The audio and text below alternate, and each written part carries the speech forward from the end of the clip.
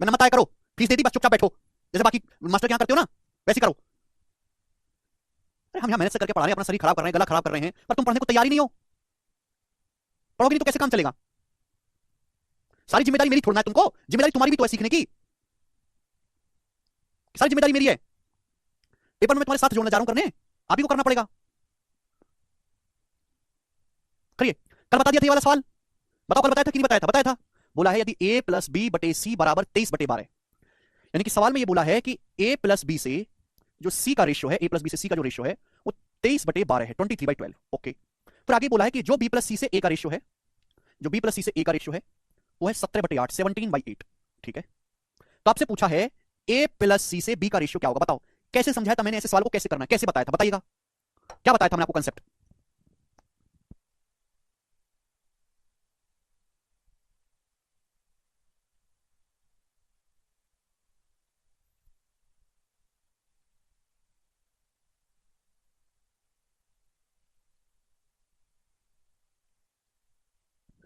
जी, बहुत सही, बिल्कुल सही, बहुत सारे बच्चे सही आंसर भी बता रहे हैं, कुछ बच्चे कंसेप्ट भी बता रहे हैं, प्रोसेस की कैसे करना है। भाई आपके सामने दो अलग अलग रेशियो दे रखे, तीसरा रेशियो पूछा है, इन दोनों रेशियो में कॉमन चीज क्या है? नहीं नीतीश भाग नहीं देना है भाई, इन दोनों में कॉमन है a plus B plus C, दोनों में a plus B plus C common है। भाई यहां से अगर मैं a plus B plus C करूंगा, a प्लस बी और नीचे का जोड़ूंगा c, तो आएगा 23 और 12 35। कितना आएगा भाई? 23 में 12 जोड़ूंगा 35 आएगा। अगर मैं यहां से a plus B plus C करूंगा, इन तीनों को जोड़ूंगा b प्लस सी और नीचे का a, तो आएगा जी 17 और 8 25। 25। अब देखो यहां a प्लस बी प्लस सी का मान 35 है, जबकि यहां a प्लस बी प्लस सी का मान 25 है, ये गलत बात है। भाई इन दोनों को सेम करना पड़ेगा, बराबर बनाना पड़ेगा। आप बोलोगे हाँ जी सर, अब बताओ कैसे बराबर बनाएंगे 35 और 25 को? तो 35 और 25 का एलसीएम क्या होता है? जवाब दो, 35 और 25 का एलसीएम वह संख्या जो 35 से भी कटती हो 25 से भी कटती हो, वह संख्या 175, 175।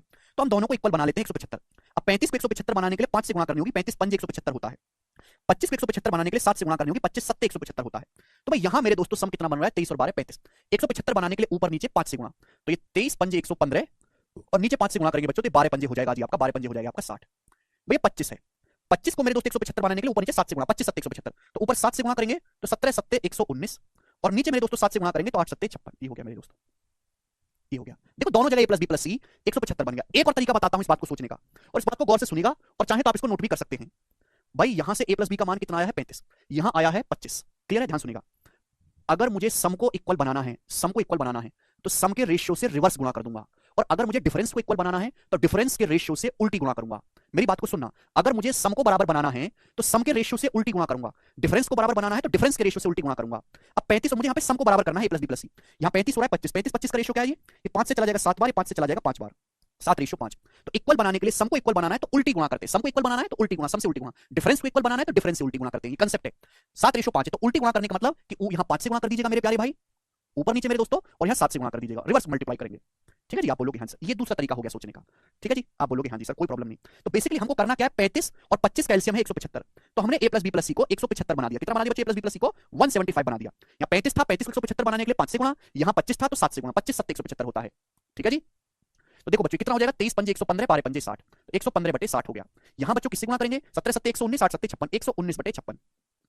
अब प्यारे भाई आपसे a plus C upon B पूछा है, रेशियो पूछा है। देखो बच्चों c का मान है 60 और a का मान है 56, c का मान 60 है और a का मान 56 है। अब 56 प्लस 60 कितना हो गया? 116 हो गया, 116। तो मुझे b की वैल्यू भी तो निकालनी है, a प्लस सी कितना हो गया? 56 प्लस 60 116 हो गया ना, a 116 हो गया। a प्लस सी कितना हो गया? 56 प्लस 60 116, तो b कितना आएगा भाई? टोटल तीनों का सम 175 है। अब 175 में से 116 घटाएंगे तो कितना आ जाएगा मेरे दोस्तों? 59, यानी कि b का जो मान है 59 होगा। तभी तो इन तीनों को जोड़ के 175 आएगा, यानी कि 116/59 इस सवाल का आंसर है। ऑप्शन नंबर यहां पर बी सही बनता है बच्चों, बी करेक्ट है।